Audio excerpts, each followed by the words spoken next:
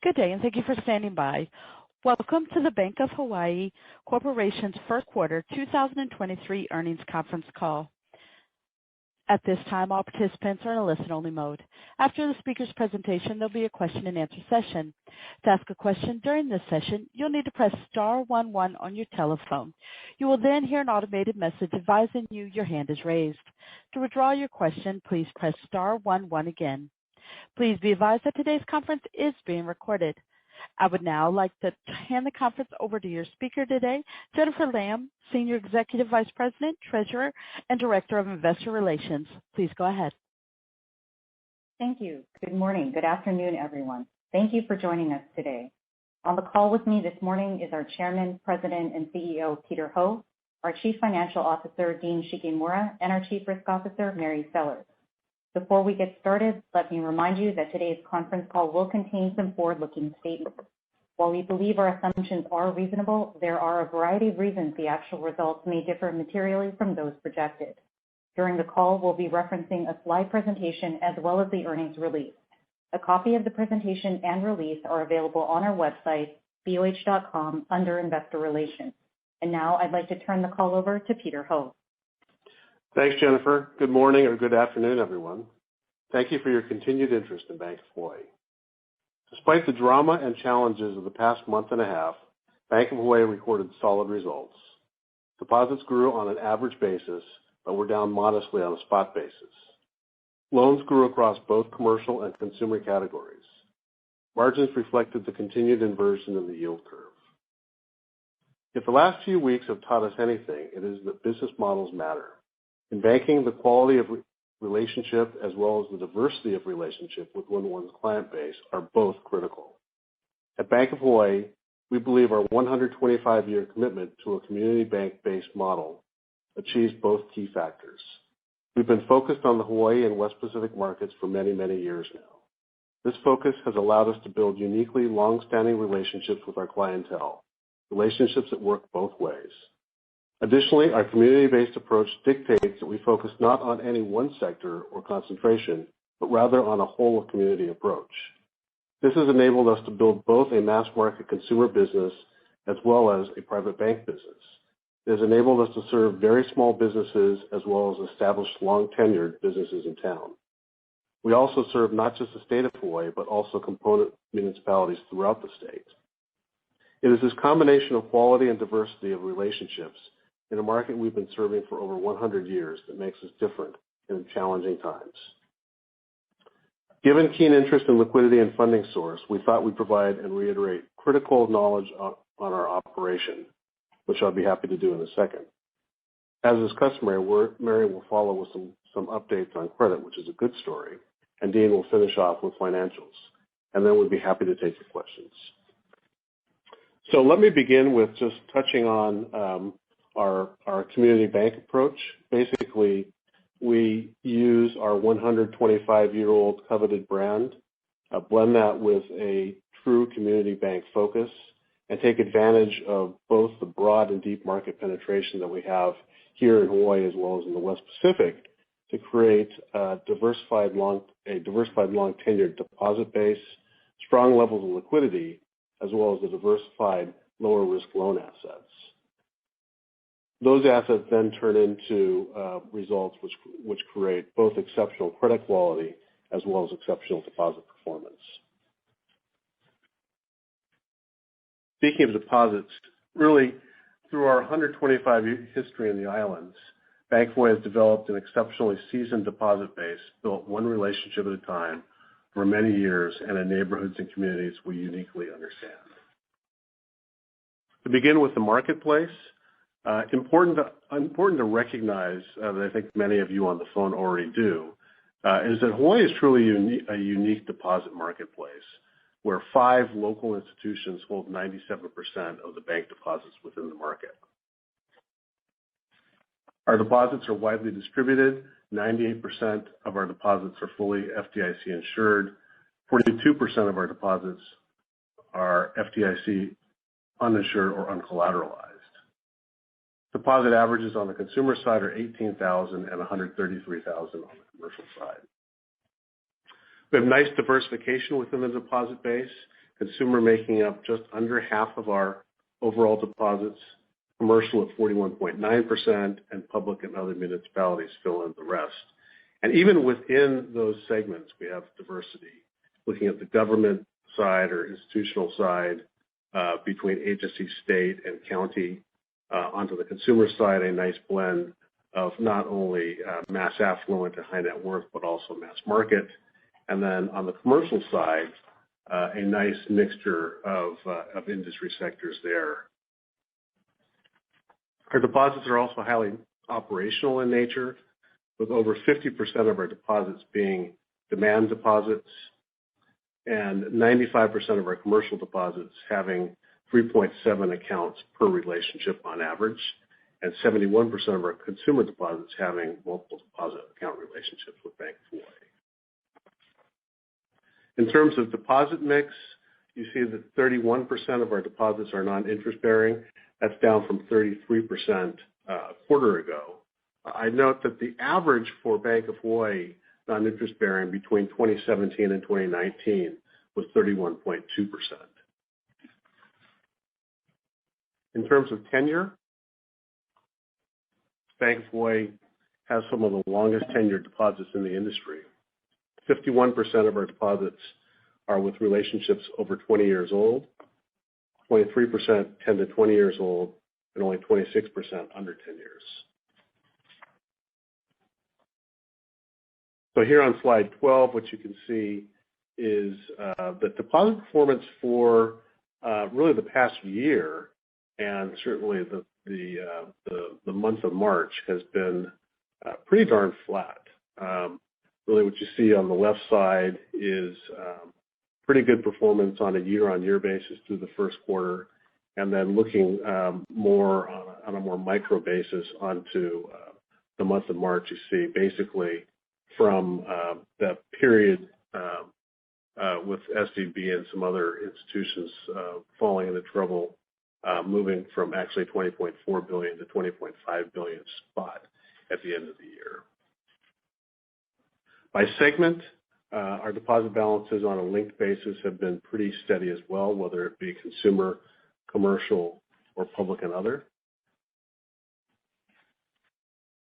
And then moving on to deposit beta, here you see that while deposit betas have moved up, I think at 15.9%, we represent pretty well relative to the industry as a whole.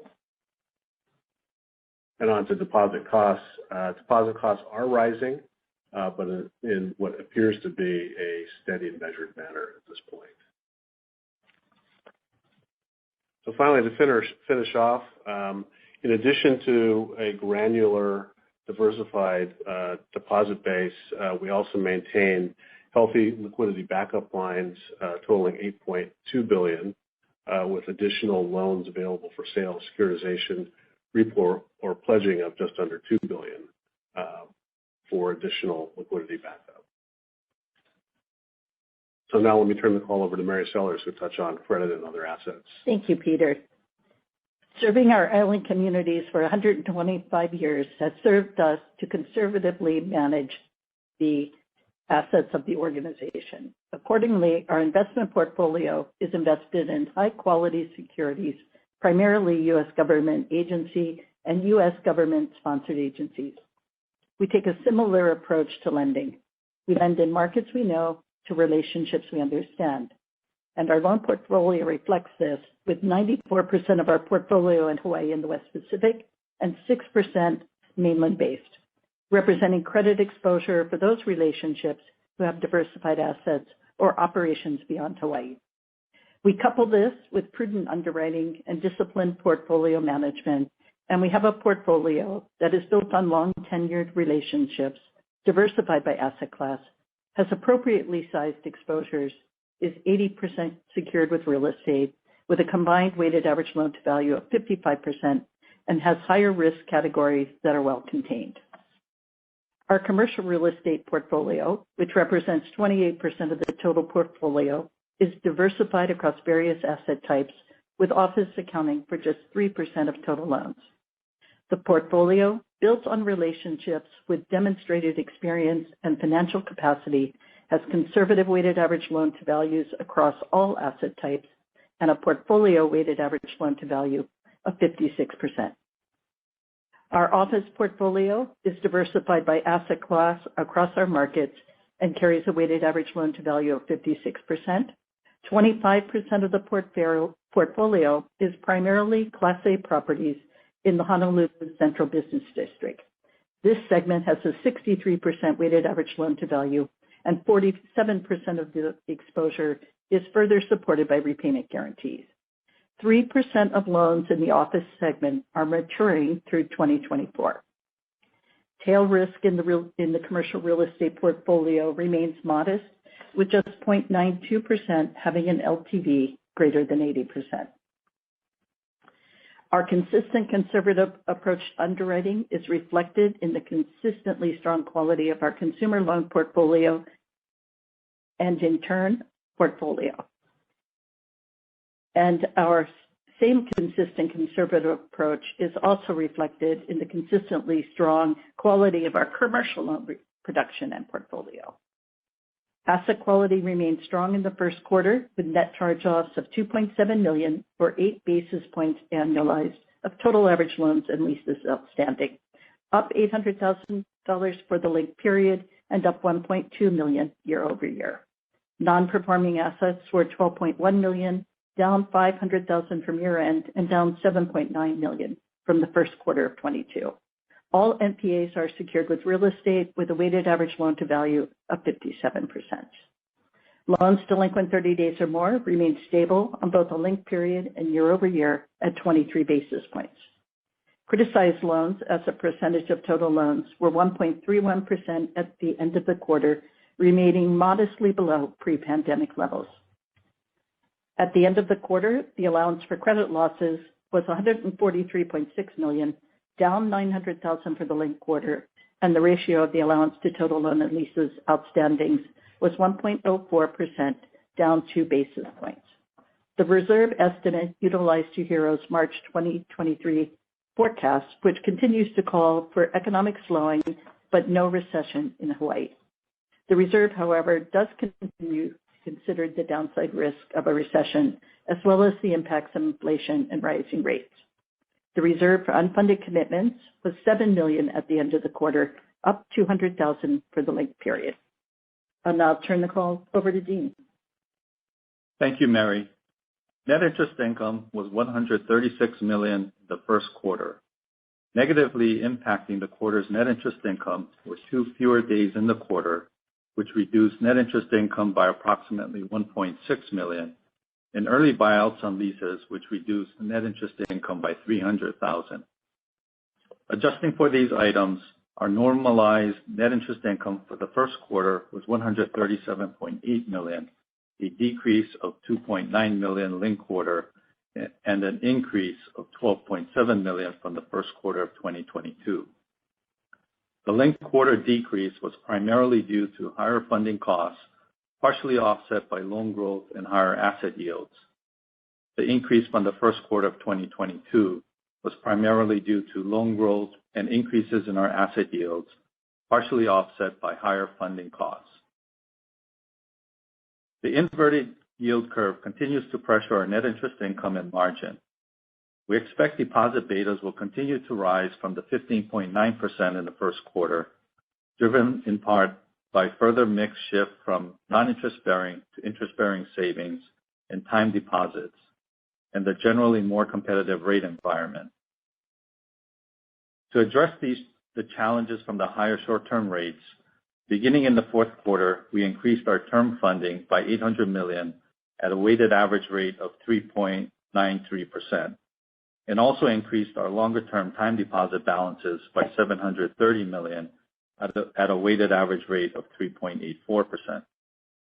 In addition, we continue to remix our loans by shifting to greater floating and variable rate exposure, which comprise the majority of new originations in the quarter, while allowing our investment portfolio to run off and holding more cash on the balance sheet. From an earning asset perspective, net interest income and margin are being supported by strong cash flow and overall asset repricing at higher rates. With $2.9 billion of annual cash flows from maturities and pay downs of loans and investments, we have ample opportunity to redeploy funds into higher yielding assets, including cash. In addition to the strong cash flow, another approximately $3.6 billion in assets are repricing annually, which provides additional rate sensitivity. In particular, the yield on maturities and pay downs of loans and investments in the first quarter was 4.1% and 2.1% respectively. These cash flows were reinvested predominantly into new loans, which yielded approximately 5.9%. Runoff may also be held in cash, which is yielding more than the runoff, thus providing an attractive alternative while preserving liquidity. Non-interest income totaled $40.7 million in the first quarter. Included in the results was a $600,000 charge related to a change in the Visa Class B conversion ratio, which is reported as a contra revenue item in the investment securities gains losses. I should note that the remaining amount in the securities gains losses is due to the ongoing fee paid to counterparties from prior Visa Class B sales, not from security sales, which there were none in the quarter. Adjusting for this item, non-interest income was $41.3 million, an increase of $100,000 linked quarter, and lower by $2.2 million from the first quarter of 2022. The decrease from the first quarter of 2022 was primarily due to lower revenue from mortgage banking customer derivative activity. Non-interest income is expected to be $40 to $41 million per quarter for the remainder of the year. During the first quarter, as is our practice, we managed our expenses in a disciplined manner as economic conditions remain unclear. Included in the first quarter of 2023 and 2022 were seasonal payroll taxes and benefits expenses from incentive payouts, which totaled $4 million and $3.7 million respectively. In addition, first quarter expense also included severance expenses of $3.1 million. It should be noted that this will result in a $3.3 million annual savings.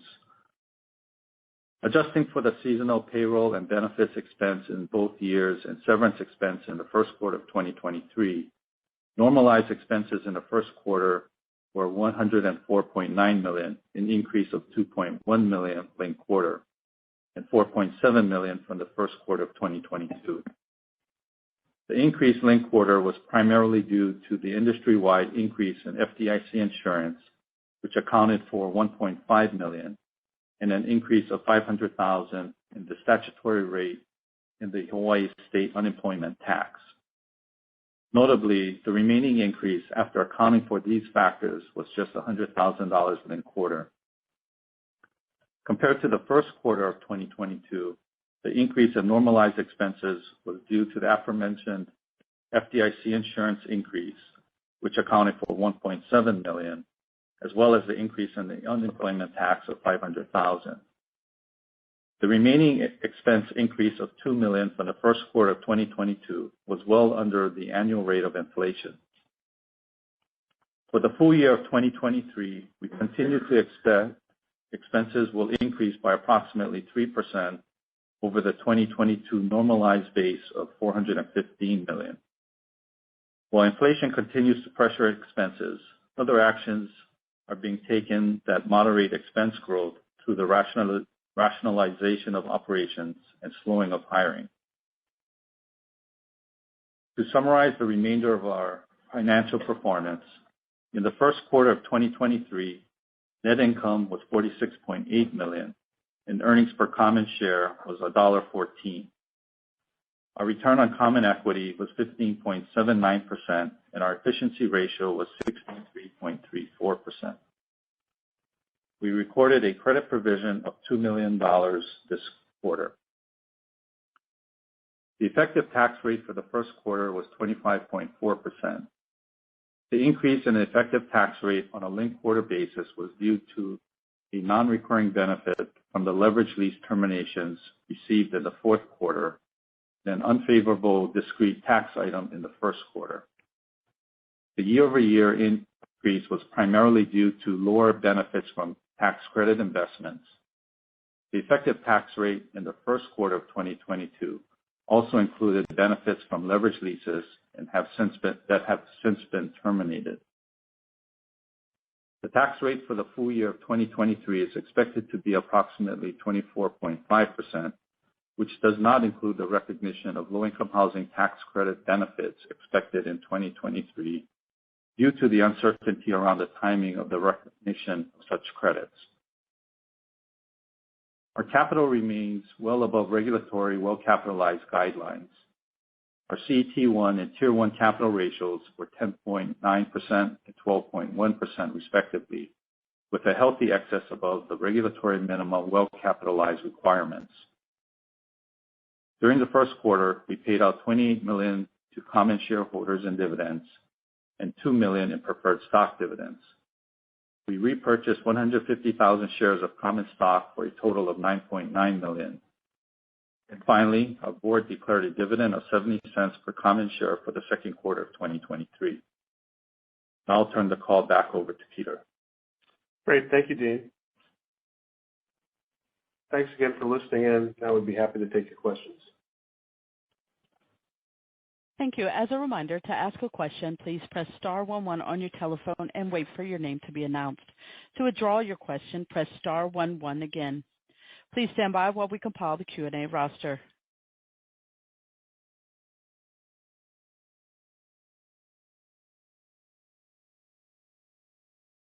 We have a question from Andrew Liesch from Piper Sandler. Your line is open. Hey, good morning. How are you guys? Good, Andrew. How are you? Good, thanks. Just curious, Dean, how should we be thinking about the margin from here? It seems like you kind of have some caution around rising deposit costs, but longer term, it's still some asset repricing. So how do you think the margin is going to react over the course of the next year? Yeah, right now we're expecting, the Fed to increase rates next week, and then possibly another one, but pause from that point on. But when you look at that compared to what the futures are expecting, we're actually looking at a higher for longer kind of rate environment and the inversion carrying through to sort of the middle of next year. So based on that, we're looking at the margin coming down in the second quarter and then really bottoming out towards the end of this year before increasing into the next year, assuming the rates do come down on the short end towards the tail end of 2024. Got it. Any level where that could, where you expect it's going to tail out there? Where do you think it will bottom? We're looking at right now, at least in the second quarter, similar decline as we saw in the first quarter. And then from there, it'll start to, Certainly. And then, I just got a question on the short-term borrowings that you added. It looks like those came on maybe earlier in the quarter just based on the average balance. I'm just curious, what was the rationale for adding those? Was it just to add some liquidity? Any color behind that would be helpful. So we did take down some longer-term funding, and again, that's part of our kind of mitigant, if you will, against the higher for longer rates. Mm-hmm. And then second of all, we did want to hold a little bit more liquidity on the balance sheet, both in terms of Fed funds sold. Got it. All right. Thanks. That covers my questions. I'll step back. Thank you. Thank you. One moment for our next question. We have a question from Kelly Motta from KBW. Your line is open. Hi. Thanks so much for the question. I was hoping to get a bit more color on the securities portfolio. I think it's extended out some, but could you provide us with the expected duration on both the available for sale and HTM securities at this time? Yeah, in total, the portfolio is about 5.4 years duration. The AFS is 3.8. HTM is 6.4. And to kind of give you more color, we're With the increase in rates, the cash flows and kind of prepayments have already in effect bottomed out. And so we're really effectively at the contractual payment level. So we don't expect any more slowdown or extension in the portfolio from rate movements higher. And therefore, there is, if rates were to move lower, that those cash flows could increase and shorten durations. Got it. Understood. And obviously a lot going on this quarter. It looks like you repurchased maybe a little bit of shares this quarter. Just wondering how you feel about capital at these levels and what kind of the outlook is for managing capital going ahead. Yeah, Kelly, I think that given the environment that we find ourselves in at this point, as well as some level of uncertainty around kind of where regulatory levels will push out in the kind of intermediate term, I think we're going to be pretty judicious around capital. That's not to say that we've suspended any form of capital programs at all, but I think from a guideline standpoint, we're probably going to be more judicious than not around capital management. Got it. And maybe last question for me, and then I'll step back and let others in. But I saw the Moody's downgrade. Just wondering if this is something that you've been in discussion with them and how that works, and any implications of that, if there are any, to how you run your business. Yeah, we don't anticipate any implications to that. Obviously, we were disappointed to see the downgrade, especially after having just been affirmed on January 12th in the AA3 rating. But we took a one level downgrade on our long-term deposit rating from AA3 to A1 with a stable outlook. So not what we had previously, but still a high mark for us. So we don't anticipate any meaningful operational outcomes from that. Certainly. One more, if I can just sneak it on, just tacking on to that. Is there a level of deposit rating where you would, obviously you're at very high levels still right now, but that would, start to create greater conversations with some of your depositors, just as somebody who hasn't ever looked at those ratings, just trying to understand it a little bit better. Tough to say. Generally, ratings discussions haven't come into play in dealing with our depositors. So no, not in our past practice. No. Great. Thanks. I'll step back. Appreciate all the color. Thank you, Kelly.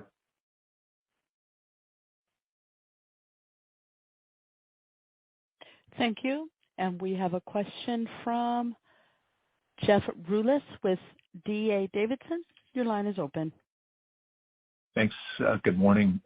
Dean, I wanted to follow up on maybe get back to, you mentioned your expectations for the beta to exceed the 15.9. Just wanted to kind of see if you've got an updated through the cycle expectation is question one. And then the second part of that is just, have you seen customer rate requests? Have those eased as we've proceeded into April?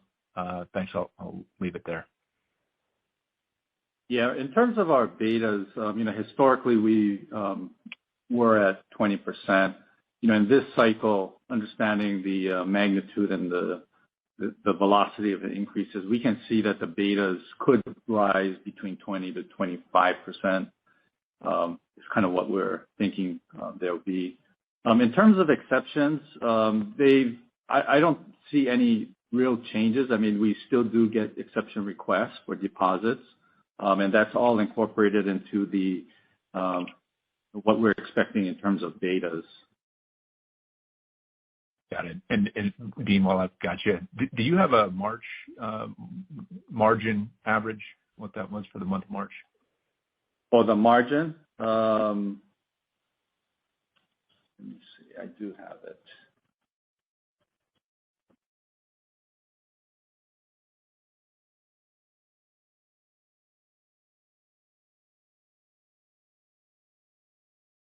It was 37. Okay, I appreciate it. And maybe one last one, Peter, in a strange one here. I guess just some noise about regulators changing treatment of unrealized losses. Does that alter your strategy at all, or do you really give that any attention? Any thought on just addressing that part of the unrealized loss treatment?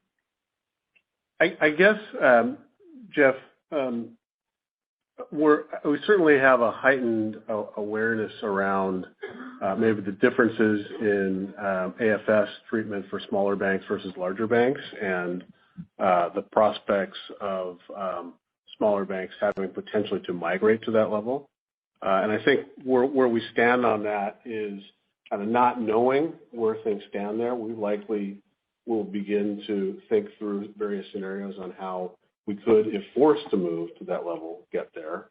Our preliminary view is that we would be able to do that organically over a period of time, kind of given operating assumptions that we think are reasonable at this point. So nothing, obviously nothing's been set in stone. A fair amount of discussion around the topic, and I guess we're trying to stay as flexible as possible, kind of within that discussion. And on that front, in addition to the deposit balance, and I appreciate the almost by week or the month of March balances certainly hadn't been impacted and actually up since SVB. I don't know if you've had any customers that can take that second link and look at that. Have you had any customers or larger maybe public deposits look at the potential securities losses? Have you had to address that or walk people through the outcomes there? Thanks. I would say in general, what people are interested in is more the deposit stability of the franchise, and obviously, that the proof is in the pudding there. Kind of the discussion around unrealized losses and the like is a little bit more esoteric, certainly for the majority of our deposit base. And generally, when we have a discussion with more sophisticated levels, I think there's a reasonable level of understanding there. So, no, I mean the topic itself has not resulted in meaningful deposit outflow for us. Okay, great. Thanks, Peter. Mm-hmm. Thank you. One moment. We have a follow-up from Andrew Liesch with Piper Sandler. Your line is open. Hi, thanks for taking the follow-up question here. Just to clarify something on the expense guide. So 3% on that $415 million is about 427. Does that include the severance this quarter? So on a more run rate basis, it's actually lower than that? Yeah, it would include the severance. Got it. That's all I had. Thanks so much. Thanks, Andrew. Thank you. And we also have a follow-up. One moment.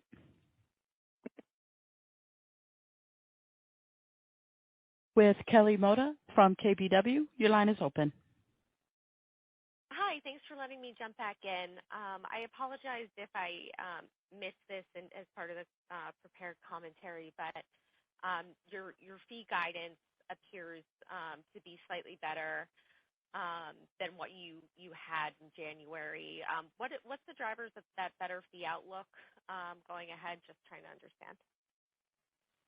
Yeah, it's generally a more stable outlook in the economy. We are seeing some transactional volumes increase, and general kind of market conditions. The stability in the markets, I think, is helping us to achieve a better outcome on the fee side. Got it. And then also your loan growth was still, all considering, like very healthy this quarter. Wondering what you're seeing in your markets and how you're balancing that with the funding aspect of things and what the drivers of loan growth should be going forward.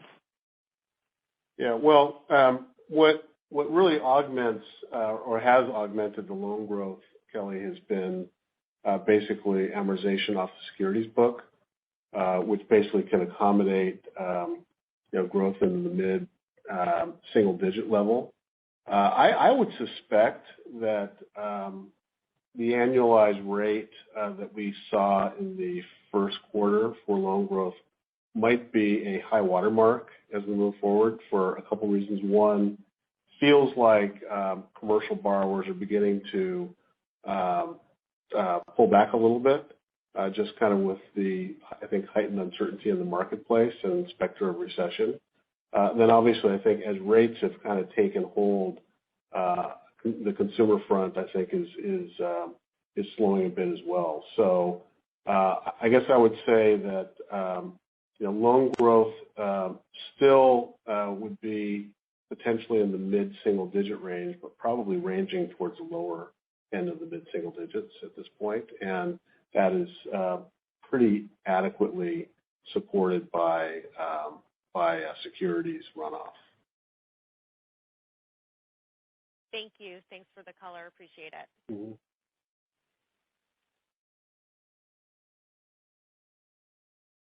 We also have a follow-up from Jeff Rulis with D.A. Davidson. Your line is open. Thanks. One more for Mary. Just on the criticized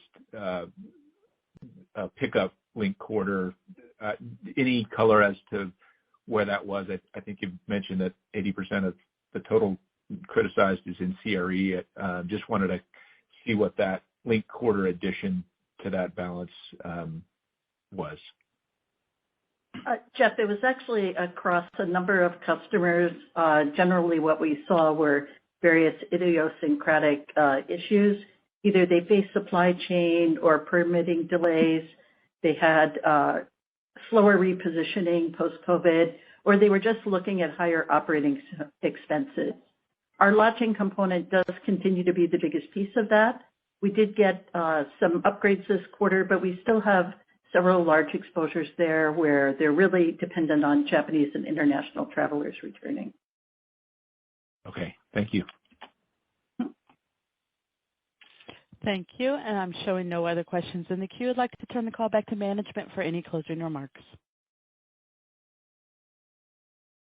I'd like to thank everyone for joining us today and for your continued interest in Bank of Hawaii. Please feel free to contact me if you have any additional questions or need further clarification on any of the topics discussed today. Thank you, everyone. This concludes today's conference call. Thank you for participating. You may now disconnect.